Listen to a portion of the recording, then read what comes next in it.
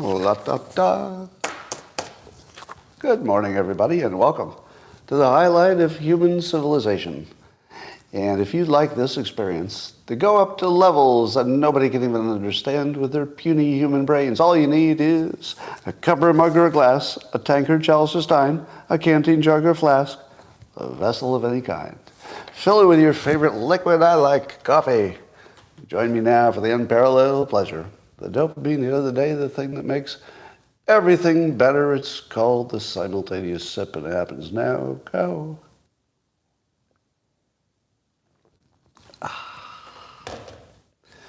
Well, if you don't mind, I've got a little technical problem, it looks like, with the locals platform.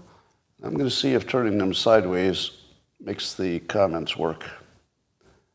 Nope. Okay, that didn't work. But I'm sure they're there, and those comments will be fine after a while. On locals, just imagine. You'll see if I can, well, all right. I'm sure it'll correct itself. But in the meantime, how about some of that news? Okay, it's really bothering me that the comments are frozen. So I'm going to see if I can call up your comments on my other device. We'll see if it's device dependent or not. This will only take me 1 second. Yeah, it's device dependent. So I can see your comments on this device. So you're all good. All right. I saw that people are dating less because of money. And it was a big poll, said people are spending much less. And the average cost of a date, people say, should be around $189. Does that sound right? The average cost of a date? I guess there's a difference between what women think and what men think. But somewhere in that 200 to 300 range seems to be popular. But people are dating less and less. Now, is it my imagination, or is every single element of society seemingly now completely bent on making us not reproduce? All right, so it's too expensive to date. It's too expensive to get married and have kids. Our testosterone levels are dropping. Women are going to accuse you of rape. Our marriage system discourages marriage for men because, they'll take your money and your kids and whatever. We've got the LGBTQ growth. We've got TikTok telling people to be something other than traditional family. Tell me, is it true that literally everything is just about keeping us from reproducing? And then we've got immigration that's sort of taking up the slack. Here's a question for you. If American reproduction was high and the average family were having 3 or 4 kids, would we have immigration? Or are they actually connected? And that the suppression of natural reproduction, is it in any way connected to immigration? I hope not. Everything's connected, you say. Seems connected. I'm going to put, all right.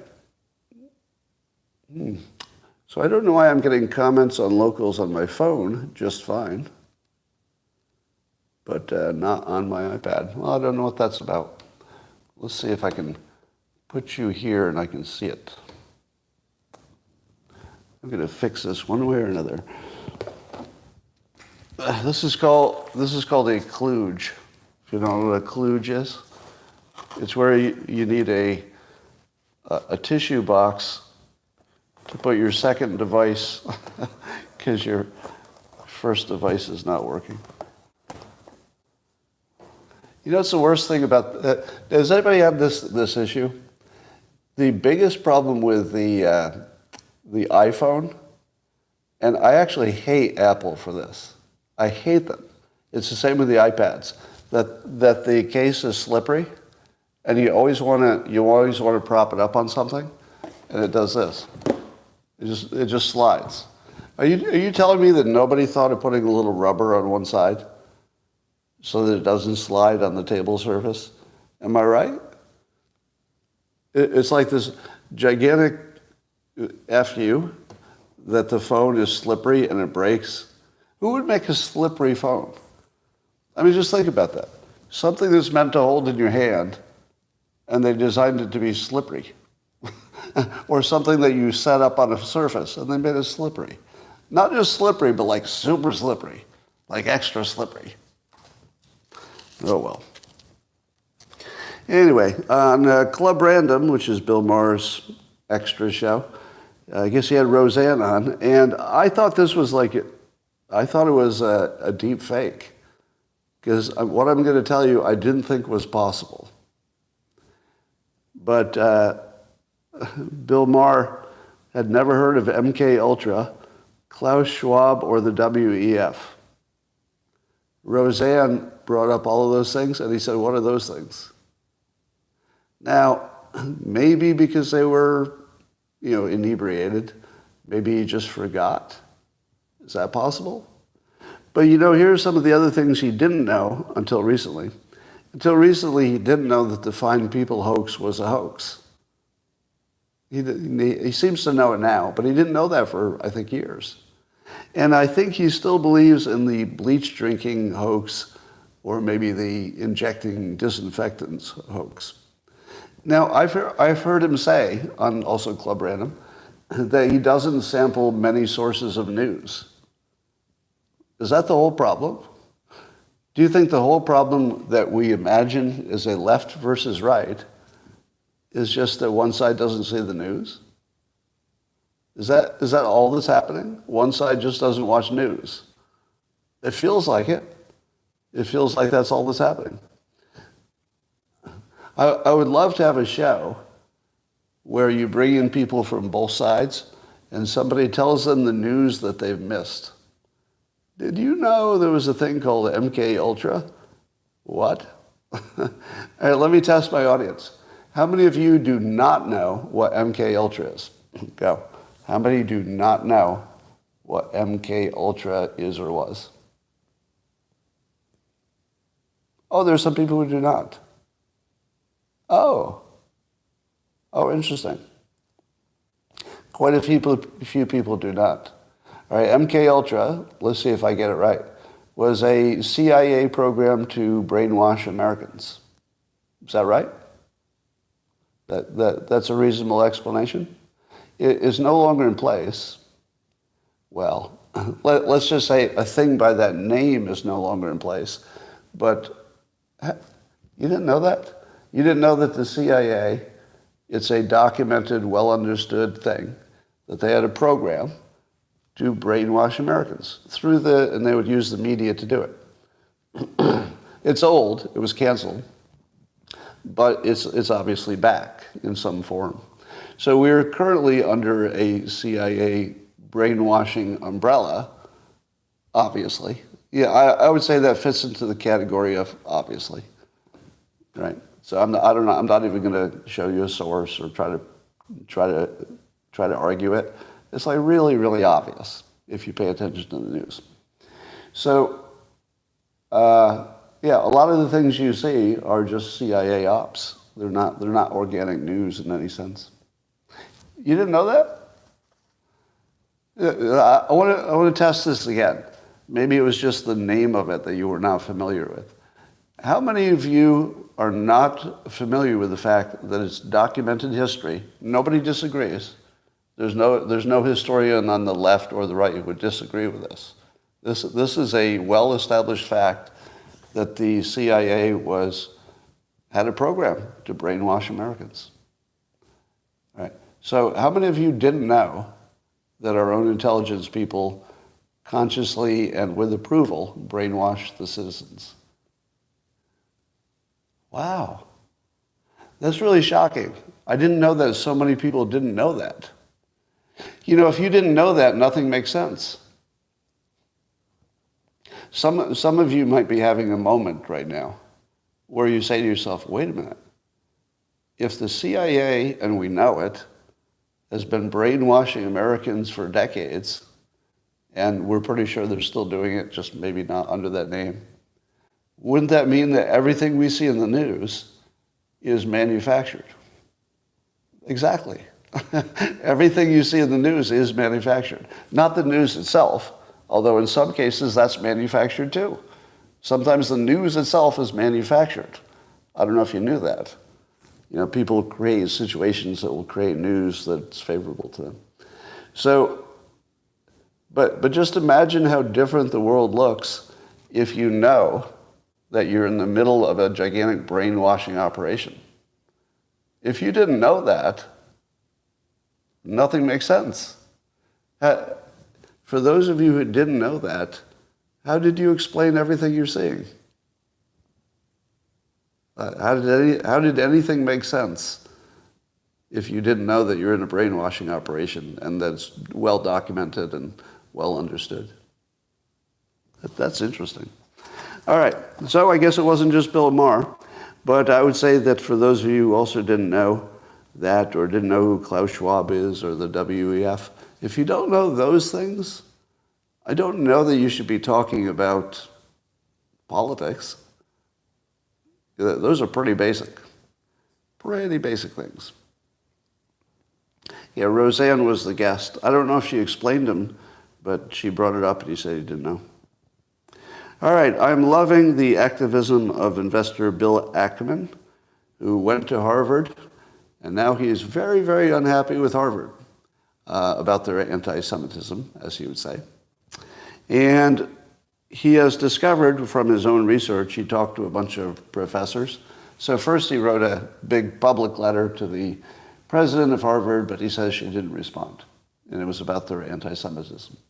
So he went and talked to a bunch of professors, and then he gave the verbatim quotes from the professors. Oh my God. So Bill Ackman finds out that for many years, the policy was explicitly don't hire white guys. No straight white men, just period. And he acted surprised. Is there anybody here who didn't know that straight white men were being discriminated against in college professor hiring? Is there anybody who didn't know that? Maybe, I don't know, maybe Bill Maher found out this year. But here's the funny thing. So it's a must read. I mean, you really need to read Bill Ackman's post on it. I also reposted it. So he goes through the details of what's wrong, the racism in Harvard, and you could tell that Harvard is just dead. I mean, it looks like it's something you would tell your kids to stay away from at all costs. Like, honestly, that's not an exaggeration. With no exaggeration, once you understand what the situation is there, you would tell your kids to stay away from that at all costs, because they would come back broken after that experience. Yeah. But here's the thing that I don't think Bill Ackman and maybe his readers don't understand. This is the current situation for at least 30 years. At least 30 years. A little more. I think it's closer to 40. But every major American corporation is discriminating against straight white men and has for 40 years. Just grossly, directly, overtly, publicly discriminating against straight white men. Yeah. And certainly that happened to me. So maybe a little bit of truth is seeping out. There's Colin Rugg was reporting that apparently Harvard is now under federal investigation and may lose its federal funding for discriminating against Jewish students. To which I say, wait, Harvard has federal funding?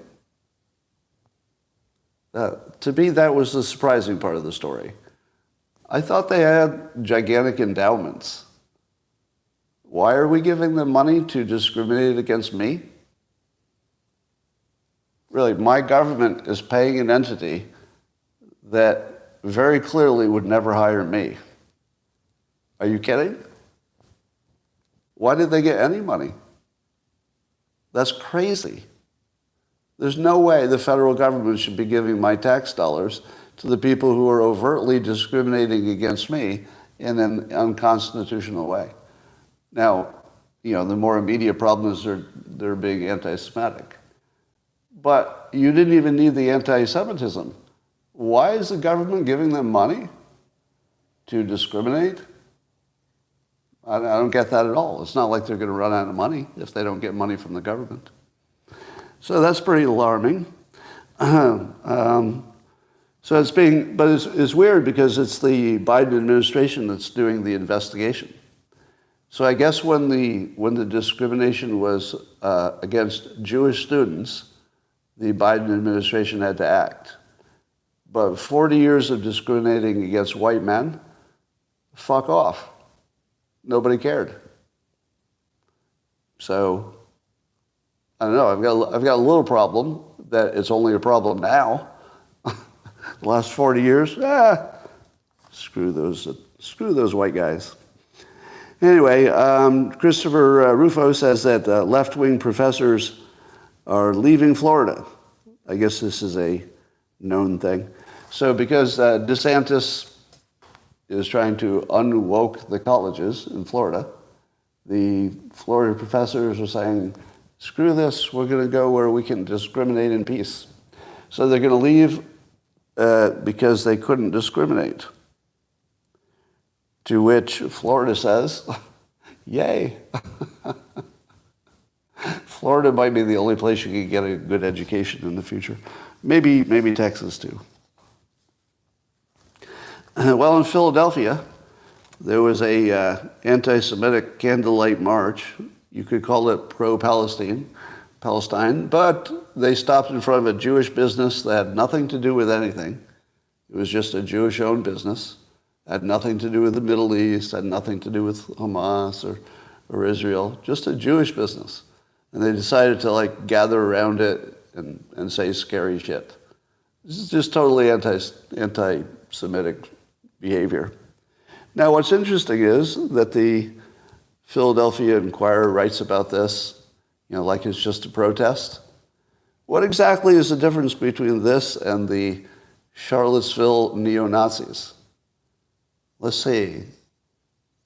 One had candlelight and the other had torches, but basically a burning thing. They marched in an organized fashion at night, similar, and they said they didn't want Jews to replace them. That's basically the same protest, right? Literally the Palestinians are complaining about Jews replacing them.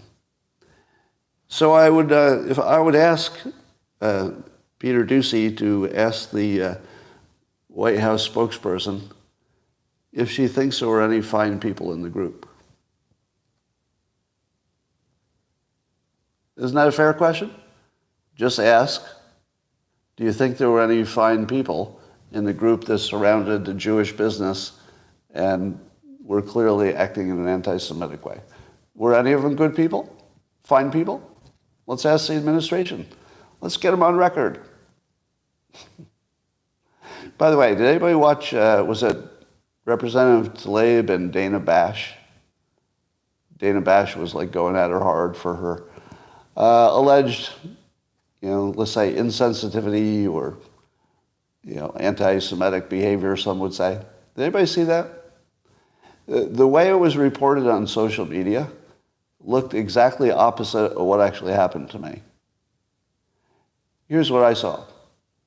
Representative Tlaib, do you care about, the rape that happened in Israel?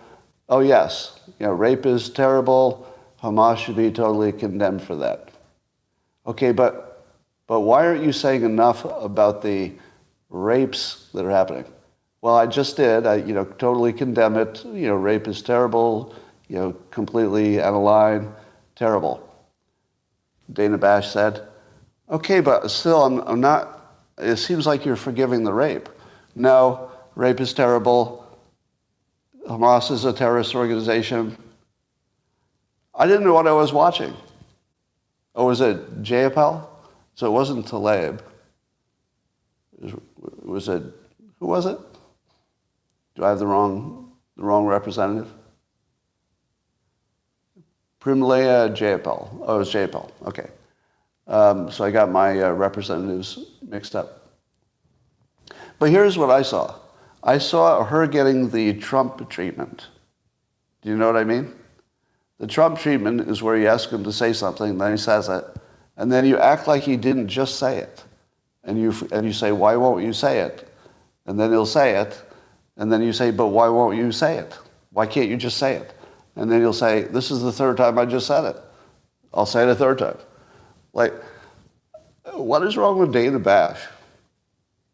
And then the news reports it like she didn't say it because Dana Bash pretended she didn't hear it or something. It was the damnedest thing. Now, I'm not supporting the guest. I'm just saying that I didn't see her being treated fairly at all. And that's by CNN. Weird. Didn't expect that. Anyway, there's a little viral video going around of the following people saying F you. Dana White, somebody questioned why he was going to do a Bud Light sponsorship, and he said he just told him to fuck you. And we know that Tucker Carlson recently had a quote where people were, maybe trying to censor him, and he said, fuck you. And there was Elon Musk, who recently was in a group, who was at an event. He was asked about the advertisers pulling out, and he said, if you're trying to blackmail me, fuck you. Now, the idea behind this viral video is that sort of the internet dads are just finally reaching their limit, and they're just saying F you. But here's the thing that really bothered me about this. I feel like I was the OG. I feel like I didn't get enough credit. Maybe I worded it wrong. Did I word it wrong? Get the fuck away instead of fuck you? They're not that different. They're not that different if you think about it. No. I may have just said it wrong. Anyway. So as you know, the bad guys, the brainwashers on the Democrat side have clearly decided that their attack against Trump is going to be he's a dictator, tyrant, who's trying to destroy your democracy. Oh, did Jordan Peterson do it too? So you've seen it already, right? All the usual suspects like the Atlantic and the Washington Post, basically all the most disreputable publications. They're already signaling to the rest that it's all going to be about Trump's an insurrectionist tyrant, wants to end democracy, right? So what's the best response to that? If the biggest attack against you is you're going to try to end democracy, what should Trump do? Well, turns out that he's doing exactly what I would have advised him to do. Something that maybe only Trump can do this well. He's going to accuse them of the same thing. He's going to say he's fighting to regain democracy against the weaponization of the justice system. Now, you might say to yourself, but he's just saying, it's not me, it's you. Isn't that weak? Nope. Here's what he needs to do, and we'll definitely get it done. He needs to make sure that everybody involved in the race is calling everybody else a dictator. He needs to make sure that it's the only thing anybody's saying. You're a dictator, you're a dictator, you're a dictator. But what about this? Dictator, dictator, dictator. But what about you, tyrant, tyrant, tyrant? Well, Biden's a tyrant, well, Trump's a tyrant. But Trump's more of a tyrant or less of a tyrant? Is he more of a dictator or less of a dictator? Which one is against democracy and which one is protecting democracy? And eventually, what will happen to the viewers? They will become snowblind. Do you know what snowblind is? If you go outside and it's really snowy, but it's bright because of the reflection, you're just like, it's just all snow. Like you can't see where one snowbank ends and the other one begins. It's like, all I can see is everything's white out. I'm snowblind.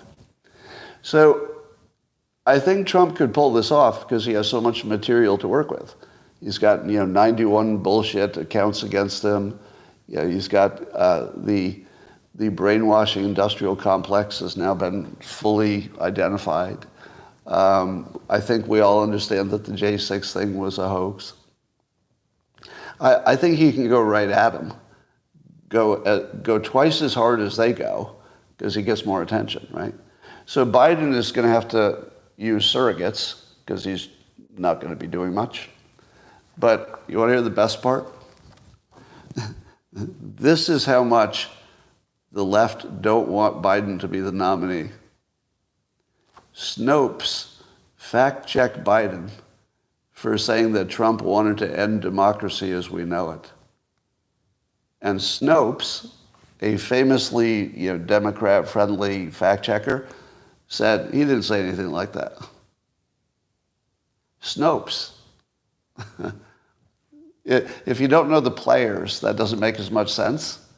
But for those of you who kind of know who are the biased players in the political universe, if Snopes goes right at, and here's the thing, they didn't just fact check Biden. That would be unremarkable because he's the president, so they got to do some fact checking. And some of the facts, I'm sure they fact checked him before and found out it wasn't accurate. But we don't care too much about politicians failing the fact check because it's so often.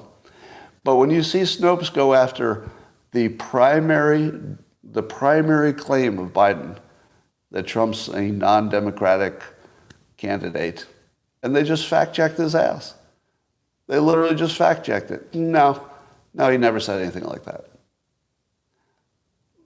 There's a lot in that.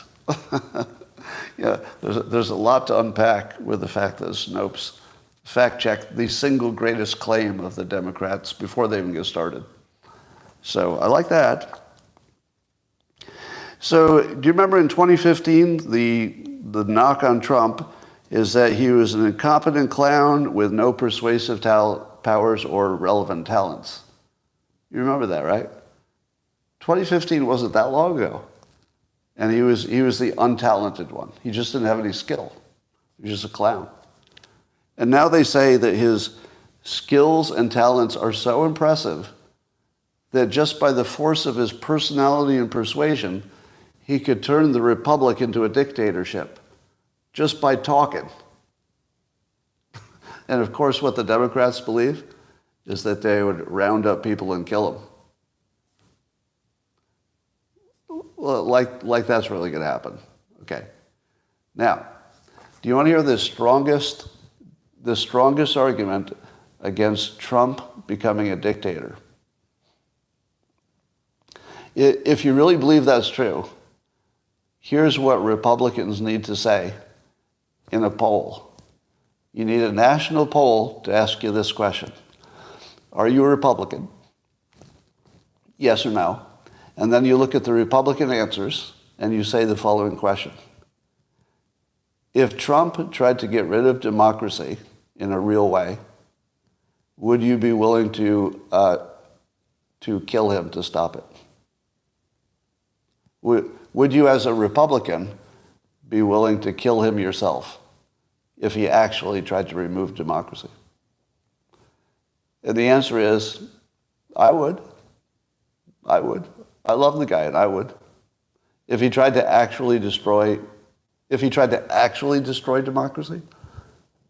Now, why are so many people saying no? Are you saying no that you would not participate if an actual dictator tried to take over? Or are you saying no to something else? What are all the no's to? I don't know what you're disagreeing to. All right, but my point is this. I don't think Democrats understand the most basic thing about a Republican. The single most basic thing. You tell me if I'm wrong about this. The most basic thing that makes a Republican, We don't care who tries to be, I'll say we, I'm not a Republican, but for this context, I agree. We don't care who it is who's trying to become the dictator. We're still going to kill you. Am I wrong? We don't care who it is. We don't care if you were friendly in the past. I don't care what cool things you said. I don't care how funny your tweets are. If you try to become a dictator, we're going to kill you. Greg says I'm wrong. Now, you think that there are Republicans who are actually pro-dictator? You think that's the thing? Now, are you Democrats or something? I can't believe there's anybody who owns a gun who believes that they wouldn't take out a dictator if they had a shot at it. Not murder? Oh, I see what you're saying. Oh, I see. I think I understand your objections. You're saying that you would use a constitutional process, right? Is that what you're saying? That you would never do murder, you would just do a constitutional process? Is that where the disagreement is? Oh, okay. But you're cheating on the question. If you saw things going a little bit undemocratic, then of course you're not going to murder him. You're going to work within the system. But I'm talking about, let me give you a specific example. Let's say that Trump successfully jailed every elected Democrat. All of them. You'd be okay with that? And you would fight it constitutionally? Is that how you would fight that? Constitutionally. You would fight that with lawyers. No, you wouldn't. You would not. Well, you could stay home. You could stay home, but Republicans would go in there and slaughter whoever was in charge. There would be enough armed Republicans that they would free all the Democrats. The Republicans, I'll say it again, the Republicans would free the Democrats. They would fix that shit.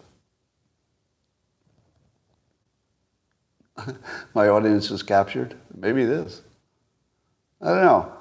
But I take your point as a serious one. You don't want to talk about violence when there's any other option. We all agree on that, right?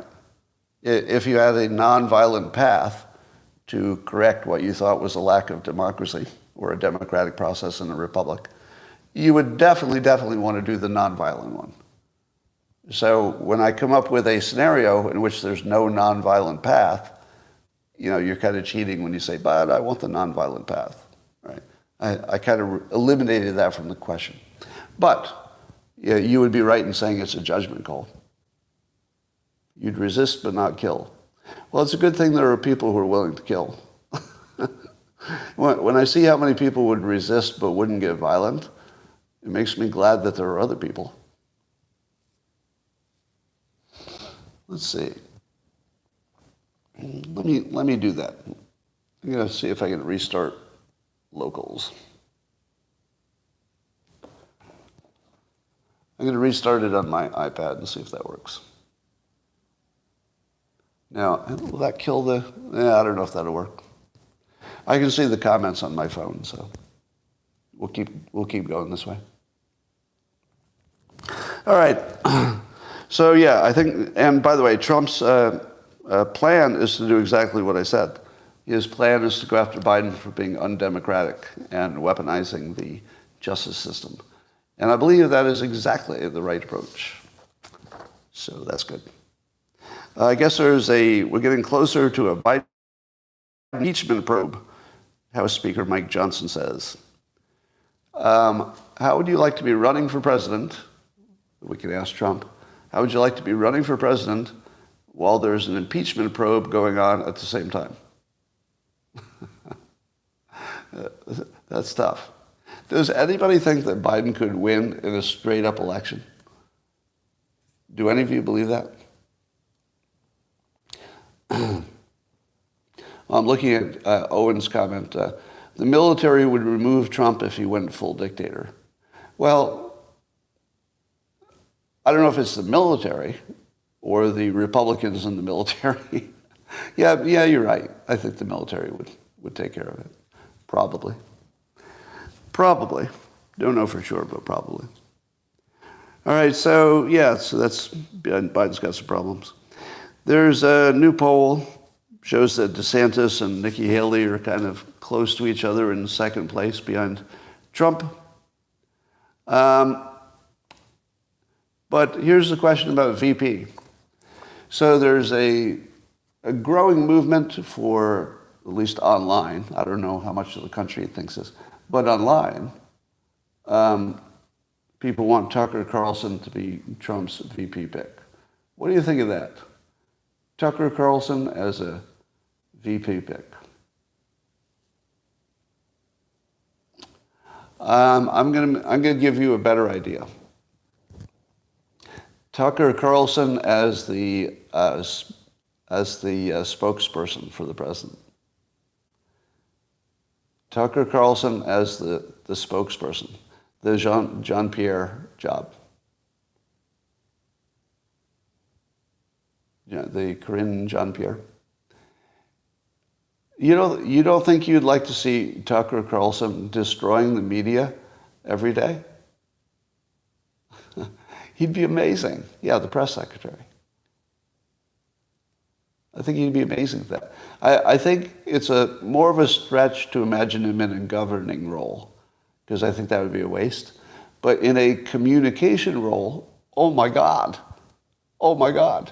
Now, I doubt he would do it because I think his role in the world is too important at the moment. I think it would be a downgrade. But wow, would that be fun to watch. Wow. Ben Carson would be a terrible choice. I think Ben Carson's, barely sentient. He's just sleepy Ben. Yeah, he doesn't have the energy. He doesn't have the Trump energy. I think you need somebody who's got the same kind of energy. Yeah. There's no way Trump's going to pick a low-energy vice president. There's no way. I mean, Pence was, bland, but at least he had energy. All right. There's a report that Jared Kushner and Ivanka organized a private lunch in New York with Qatar's prime minister and some bipartisan Jewish businessmen and billionaires. And some people are saying, wait, what is this private citizen trying to do? Is he trying to do foreign policy? To which I say, what exactly are we worried about here? Are we worried that literally the most capable Middle East negotiator and peacemaker might do it again?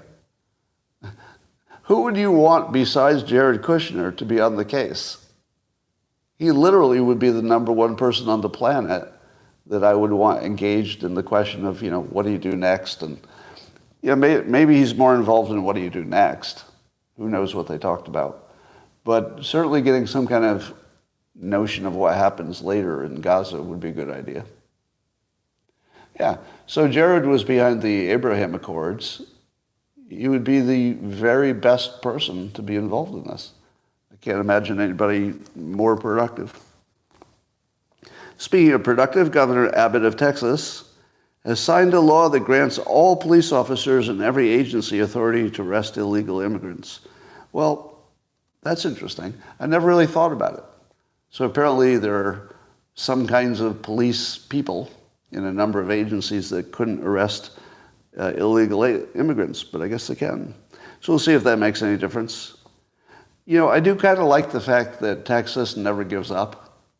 Have you noticed that? Texas just keeps trying anything they can to handle their immigration problem. And their biggest enemy is just the federal government, which is weird. Yeah. Well, Elon Musk cryptically posted this: grow food yourself. And when I first saw it, I was like, grow food yourself?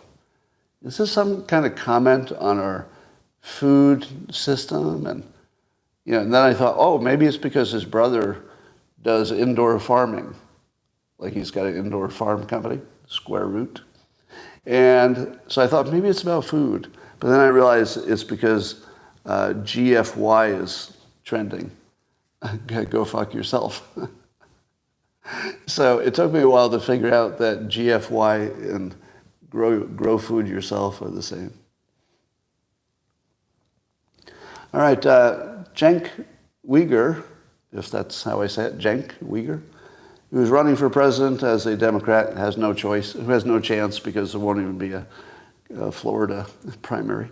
But he says, this is what class warfare looks like. He's talking about the Republicans want to, I guess, cut the state tax. And he says, the wealthy use their bought politicians to attract as much wealth as possible and never pay their fair share. Serving the rich is the whole point of the Republican Party. Now, you know what economist, who's the economist who said this first so it doesn't sound like I came up with it? I'm blanking on his name. The economist who said, what is someone else's fair share of your money? You know the quote, right? No, not Milton Friedman. I'm trying not to say the famous, yeah, there it is, Thomas Sowell. I wanted to see how long I could go without saying black. Because if I'd said the black economist, you would have said immediately Thomas Sowell. But since there was nothing black about the quote, and he's a famous economist, I wondered if I could just say economist and the famous quote, and you'd get it immediately. But it took a while. It took you a minute. Yeah, Thomas Sowell's pretty awesome. But yes, that question I think is so insightful. What is the fair share of someone else's money? That really is a conversation stopper, isn't it? There's no such thing as a fair share of someone else's money. That doesn't even make sense. But Democrats are selling that. I was taught that my fair share of someone else's money is zero. Was anybody taught differerly? My fair share of somebody else's money is zero. Zero. All right. Liz Cheney is being her Liz Cheney self. And she says that nobody who actually supports the Constitution can also support Donald Trump because he's a dictator tyrant. He's a dictator tyrant. To which I say, can we stop treating people like her like they have a political opinion? You take one look at her face and you see mental illness. That's all it is. It's just mental illness. There's no way we should treat this seriously. You know, there should be a way to just sort the mentally ill and the drunk from the people who have something like a political opinion. Why are we having conversations about the political opinion of somebody who's clearly in mental decline? Clearly. All right. Jonathan Haidt is talking about on X. A new study shows that TikTok and Instagram trap young people, meaning that young people, if you ask them, they say they might like to quit those things. You know, they feel there's some damaging parts to it, but they can't because all their friends are on it and you just can't not be on it. So that what we imagine is entertainment turned into something else. Yeah, it's a sort of a sticky trap. So even though we tell ourselves, well, they could just stop doing it if they wanted to, they really can't. It's like sugar, salt, fat addicts you to bad foods. The algorithms addict you to this content. And if you're a child, no, you can't escape brainwashing. That's not a thing. Children can't escape brainwashing. You know, adults can't do it. There's no way a child is going to do it. So, you know, and then they said, but if offered the chance to pay their own money to have everyone get off the app, so not just themselves, they don't want to do that, but if they could pay their own money to get everybody off the app and make it disappear, they would. Think about that. The actual users of TikTok, if they could, would ban it for everybody, just as long as it's not only them who's getting off it. That's a real big deal, because it means you. Not only that, but I'll bet you if you banned TikTok, you would find that young people thanked you after the fact. They wouldn't know it. They wouldn't know it before it happens, maybe. They'd be like, oh, my favorite app. But I'll bet you a month after you banned it, people would say, you know what, I feel a lot better. Unless they just went and used Instagram instead, I suppose. All right, so TikTok is a severe health risk to young people and existential threat. If you think that TikTok is a free speech issue, you probably also think Harvard is a real college. Am I right? I just wanted to test that out. I want to start using Harvard as a punchline. So you can do this with lots of things. You can say, if you believe that, well, you probably also believe Harvard's a real college. Am I right? Try that at home. It might work. Well, here's another example of if you don't know the players, you don't understand the story. This is really important. If you see a story in the news and you think the story is the story, you're going to be all confused about what's happening in the world. Because the story is not the story. You know what the story is? Who wrote it? Yeah. Who wrote it and who they're connected to, who they used to work with, and who they're married to. That's always the story. The story is never the content of the article. It's always the author and what narrative they are pushing because of who they're connected to. Here's a good example. Glenn Greenwald is an essential follow on X. I call him essential because he's really good at the human part of this, who's connected to whom. Here's one he posted today, and he says, this says everything. Robert Kagan, who is Victoria Nuland's husband. How many of you recognize Victoria Nuland as a name in the news? Well, some would say she's one of the chief neocons, which are people who like to take over other countries in a warlike fashion because people who make money from war seem to like doing that. So those are the accusations about Victoria Nuland. I don't personally know too much about that situation, but those are the accusations people routinely make about her, that she's sort of the princess of evil. And it turns out that Robert Kagan is her husband, right? So now that you know that she's like, maybe one of the two chief neocons who are always trying to push for war in other countries, and now you know that her husband is Robert Kagan, do you know that his job is a Washington Post editor? The Washington Post, the news entity that is most associated with not being real news, meaning that they look like they're owned by intelligence sources or somebody. They have an editor who's actually married to the chief, most famous neocon war princess of all time.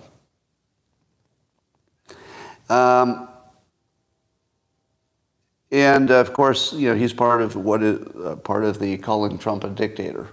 He's a dictator. He's a dictator. So if you see the Washington Post, and there's an editor there saying that Trump's a dictator, just know that has nothing to do with any facts. That has to do with who he is and what their other ambitions are. And Mike Benz is he's another great one for the who's connected to who world. And he commented on Glenn Greenwald's post. He said, a lot of people miss the real story here. Kagan's not calling Trump a dictator because he thinks he's a dictator. Kagan's inflating dictator because that kicks in the predicate for the regime change dirty tricks. Right. If you say Trump will do a bad job as president, well, then all you can do is normal political activity. But if you say he's a dictator, that activates the entire Democrat machine to be able to do anything. Because you got to stop the dictator, right? So it's signaling very clearly to the worst people on the left that there are no limitations to what they can do ethically and morally. Well, the Hamas Hamas reported death count, which, how many think that Hamas has an accurate death count in Gaza? Does anybody think they're telling you the truth? Do we have to do it, do I have to sandwich this one? I'll have to sandwich it. Because this is one of the things that people will take out of context. So before I say the thing, here's the first piece of bread. Nobody in their right mind would believe Hamas's death count. No one in their right mind would believe what Hamas says about the death count. Now that I've said that, that's the first piece of bread. What they say about the death count is it's over 15,000. Now I'm going to put on the second piece of bread. Nobody believes what Hamas says about the death count. Nobody believes what Hamas says about the death count. Did I do that right? Did I put that between the two slices just right? So I can use their death count because I made sure you understand it's not credible. Here's my point. Did I ever say this publicly? I need a fact check from you, those who have been watching me.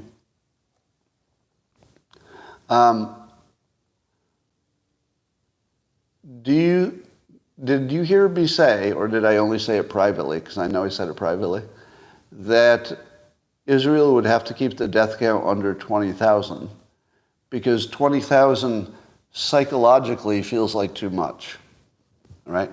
If somehow the entire death count in Gaza had been 500 people, even if the 500 had been civilians, most of the world would say, oh, that's horrible. We wish they had not died. But they would have also said, given the situation, what can you do? At 5,000, it's a problem. At 10,000, it's a big problem. But at 20,000, it looks like genocide. Looks like genocide. Oh, sandwich time, sandwich time, sandwich time. I'm not saying it's genocide because nobody believes the Hamas death count. All right, that's first piece of bread. But if it reached 20,000 reported, because remember, the news is reporting this. So if Hamas updates it to 20,000, the news will report it. Doesn't mean it's true, but they will report it. And that's going to turn it into a genocide. Oh, another piece of bread. It's not a genocide because the Hamas numbers are not real. The Hamas numbers are not real. They cannot be believed. But the media will report it. If the media reports it, it will become real in people's minds no matter what the death count is. Do you agree with that point? That if you start hearing that number, you're going to forget it came from Hamas. And it will just sort of become the real number in your mind. Israel will always complain and say it's inflated. But then people are going to say, maybe you inflate numbers too. Right? So they're not going to get any traction saying it's not real. So let me ask the question. Did anybody ever hear me say in public, because I don't know if I said it in public, that 20,000 was going to be sort of a magic number? Did anybody hear me say that? I'll say it again now if you didn't hear me say it the first time. So what I think, and here's why I base this. Some of the ways that I do prediction is I just say, all right, what would I think in that situation? And so I just do this. I say, I think of the enormity of the October 7th event. It's just enormous in your head. And then I think, all right, what would be too much based on just how I feel? No logic, no reason, no comparing it to anything, no data. Just how do I feel? And so when I ask myself, how do I feel? 10,000, wow, 10,000 is a lot, but that's just war. But when you get to 20,000, my brain starts clicking over and says, 20,000, that's starting to sound like something else. Now, again, sandwich time. None of the Hamas numbers of the dead are credible, so don't believe them. But because that will become the spin that we'll hear forever, it becomes real in the minds of people the way they treat it. That doesn't make any logical sense, yeah. So there's no logic to that, just how people will feel. Anyway, when he promised what? It's already really bad. Yes, we know that. You can't do your own research. The most you can do is seek out other people's research. Yeah, I agree with that completely. All right. Yeah, who's counting is the whole story. Yeah, the media is repeating the Hamas number, but they don't have any other number.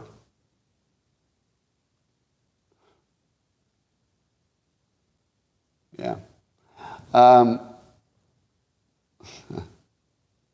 Yeah, it's fog of war. All right, ladies and gentlemen, is there any pressing topic that you think I should have talked about that I didn't? I think we're getting closer and closer to Ukraine winding down.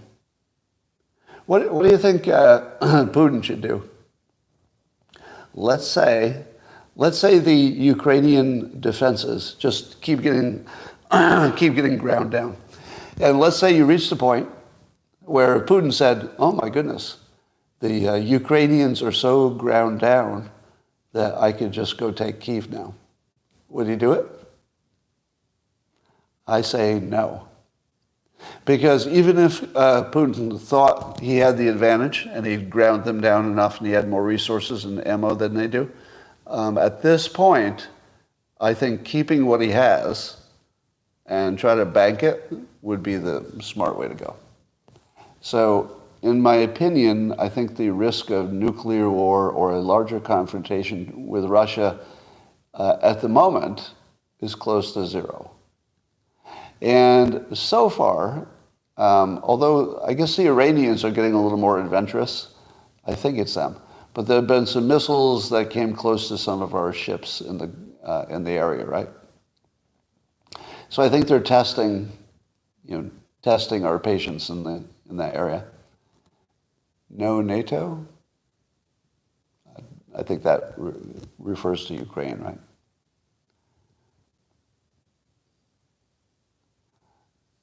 All right. Taylor Lorenz threads on censorship. I don't know what that situation is. All right. Let's see what else people are saying here. What about Michael Malice? Somebody just mentioned his name, but I don't know what the context was. War analysts. Well, have I not been right about everything except that Putin would attack? And I should have been right about that too. So remember, I keep confessing my worst prediction. My worst prediction was that Putin would attack, or would not attack Ukraine. And then, even when he had his forces on the border, I would say, he's not going to do it. That'd be crazy. So it's the most wrong I've been. But what have we learned recently? We've learned recently that at the very beginning of the war, there was a push to not have a war. And that the reason we had the war probably was us. In other words, if Putin had been left to his own devices, and it was just up to him, probably there wouldn't have been a war. Because we would have negotiated, he would put pressure on to negotiate. Maybe we would have agreed not to move NATO into Ukraine or something. So I was completely wrong, but you can't get any closer to being right. Meaning all we had to do is make a deal, and there would have been no war.